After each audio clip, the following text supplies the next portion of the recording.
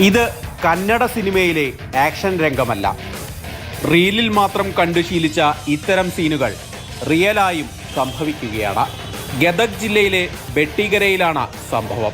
കുപ്രസിദ്ധ മോഷ്ടാവും ഗുണ്ടയുമായ അഹമ്മദ് അലിയുമായി ഗംഗാവതി പോലീസ് സ്റ്റേഷനിലേക്ക് വരികയായിരുന്നു പോലീസുകാർ.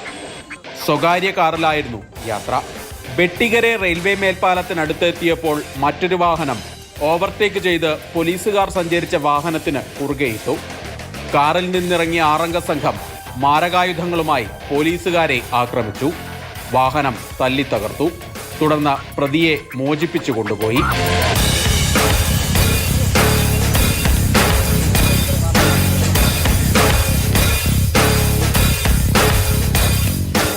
നാല് പോലീസുകാർക്ക് സാരമായി പരിക്കേറ്റിട്ടുണ്ട്. ഇവരെ സമീപത്തെ ആശുപത്രിയിൽ പ്രവേശിപ്പിച്ചു. പ്രതികൾക്ക് വേണ്ടിയുള്ള അന്വേഷണം പോലീസ് ഊർജിതമാക്കിയിട്ടുണ്ട്. പ്രദേശത്തെ CCTV ദൃശ്യങ്ങൾ ഉൾപ്പെടെ പരിശോധിച്ചു വരികയാണ്.